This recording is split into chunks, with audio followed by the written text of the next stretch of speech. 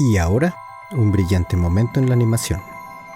Como cada año con las celebraciones decembrinas, hay una pregunta que ronda en nuestras mentes como el tipo de sistemas con el sombrero de muérdago ronda los pasillos de la oficina. ¿Cuál es el significado de la Navidad? Según la tradición, es sobre felicidad, paz y amor en la tierra. Según Coca-Cola, es sobre osos polares que les gusta consumir 3 kilos de azúcar al día, pero creo que todos podemos decir con seguridad que el verdadero significado de la Navidad son los regalos. Y esto nunca fue más cierto que en diciembre de 1995, cuando unos ratones nos regalaron un brillante y navideño momento de la animación. Pinky y Cerebro fueron una de las muchas ideas que Tom Ruegger y el equipo creativo de Warner Bros. Animation llevaron al escritorio de Steven Spielberg cuando Animaniacs estaba aún en preproducción. Pero es el único segmento de Animaniacs en obtener su propio show. Bastó con unos cuantos episodios para que productores, directores, actores y animadores se dieran cuenta de que habían fabricado un éxito instantáneo.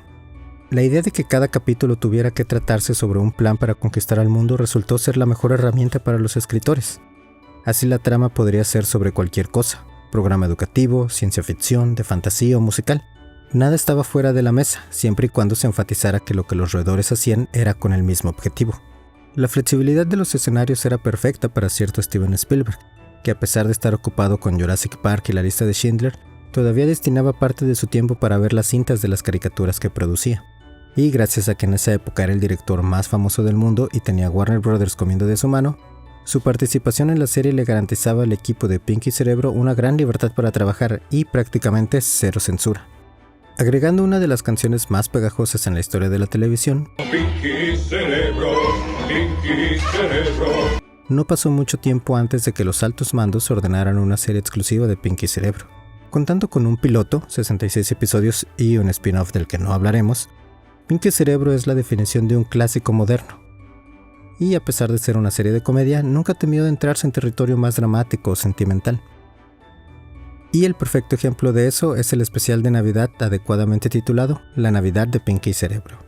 Escrito por Peter Hastings, dirigido por Rusty Mills y con la música del difunto Richard Stone, este episodio nos muestra a Cerebro ideando un plan para aprovecharse de la Navidad y conquistar al mundo, usando un juguete que hipnotizará a las personas y los hará obedecer cualquier orden que Cerebro les dé. Ya que el juguete ocupa fabricarse en masa y entregarse a todas las personas del mundo, la persona ideal para la tarea es el viejo barrigón, Santa Claus. ¿San Nicolás? ¿Papá Noel? ¿Padre Navidad? Bueno, para fines prácticos quedémonos con Santa Claus, y siéntanse libres de decirme en los comentarios cómo le dicen ustedes. Con aviones, trineos y automóviles, Pinky y Cerebro logran su cometido y se aseguran de que el juguete sea enviado a todas las familias del mundo antes de la mañana de Navidad. Con un milagroso escape y un aventón del mismo Santa, los protagonistas regresan al laboratorio solo para descubrir que la máquina por la cual envían señales a los juguetes ha sido destruida. Con poco tiempo antes de que amanezca y la tensión aumentando cada vez más, en parte gracias a la excelente composición musical, Cerebro está listo para por fin concretar su plan. Y extrañamente uno no puede evitar apoyar a Cerebro. Realmente no es malvado. Sí desea hacer del mundo un lugar mejor, solo tiene un complejo napoleónico. Solo en este episodio intenta convencer a los elfos de formar un sindicato para que alguien vele por los derechos de los trabajadores. En el episodio El Día Libre de Cerebro, en tan solo una noche logra arreglar tantos problemas que una multitud de gente se forma para exigir que sea su líder.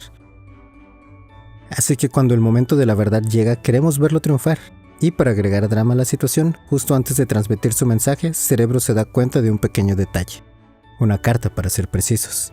De una manera sutil, durante todo el capítulo, la audiencia ha sido expuesto a una subtrama. Pinky escribiendo su carta para Santa Claus.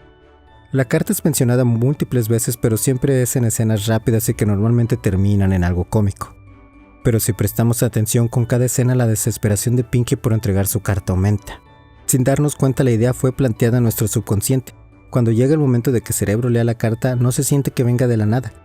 Sabemos que lo que sea que Pinky le quiera pedir a Santa Claus es muy importante. Y antes de hablar sobre lo que sucede después, hay que hacernos una pregunta importante. ¿Sobre qué se trata Pinky y Cerebro? ¿Cuál es el núcleo de la serie? ¿Los planes de Cerebro? ¿La misión eterna de conquistar al mundo a pesar de que sabemos que finalmente terminará en fracaso? Puede ser, pero no. En el centro de todo esto se encuentra la relación entre Pinky y Cerebro. Su improbable sociedad nos recuerdan a Laurel y Hardy y la pareja dispareja, solo que a diferencia de esos ejemplos donde el listo solo usa al tonto como una herramienta para sus planes, Cerebro sí aprecia a Pinky como un amigo, a su manera. Le cuesta trabajo admitirlo, pero ese cariño está siempre ahí. Cuando se da cuenta de que su megalomanía está lastimando a Pinky, acepta ir a terapia para mejorar. Es por eso que cuando por fin se revela lo que dice la carta de Pinky, la reacción de Cerebro, a pesar de ser sorpresiva, no es difícil de creer. Este año no pido nada, pero quisiera hablarte de mi querido amigo Cerebro, pero nunca logra lo trazado. Sus planes terminan en derrota. Nunca se rinde. Por favor, toma lo que me darás a mí y dáselo a mi mejor amigo en todo el mundo. A Cerebro. Postdata, por casualidad tienes en esa vieja y gran bolsa el mundo. Tras ser conmovido por las palabras de Pinky, Cerebro destruye su máquina, no sin antes ordenarle al mundo que tenga una feliz Navidad. Y cabe destacar que esto no es Cerebro sacrificando su sueño, es más una elección. El momento en que leyó la carta supo que no podía conquistar al mundo si eso implicaba lastimar a su amigo. Él volverá a intentar conquistar al mundo al otro día. Este momento se trata sobre la Navidad. Y si igual que yo, cada vez que ven esta escena no pueden evitar cortar cebollas, no es sorpresivo. La directora de casting, Andrea Romano, recuerda que al momento de grabar esa escena no había un solo ojo seco en la sala. Incluso los escépticos no estuvieron a salvo de este hermoso momento. En una entrevista con Animanicast, el escritor Peter Hastings recuerda cómo uno de los artistas de storyboard, Barry Caldwell, solía tratarlo no particularmente bien debido al poco tiempo que Hastings tenía trabajando en la industria. Pero todo cambió cuando leyó el guión del capítulo y, según cuenta Hastings, Barry entró corriendo a su oficina y con una expresión de asombro le dijo: «Hiciste llorar a Cerebro. Es lo mejor que he leído en mi vida». Y se le ocurrió e hizo los storyboards de la secuencia donde Cerebro destruye la máquina. Que por cierto, si notan que la animación en este episodio es especialmente buena, es porque está hecha por TMS Tokyo Movie Shinsha, que se encargó de la animación en otras obras maestras como Akira y Hamtaro. Y por último, la cereza de este pastel navideño viene en forma de un intercambio de regalos entre Pinky y Cerebro, donde Cerebro le da a Pinky un corrector de ortografía y Pinky le regala a Cerebro el mundo, de cierta forma cumpliendo por fin su sueño. Y con un último abrazo, los ratones nos demostraron que la Navidad se trata de los regalos que le damos a nuestros seres queridos, así como ambos nos regalaron a nosotros un brillante momento en la animación. Felices fiestas, amigos.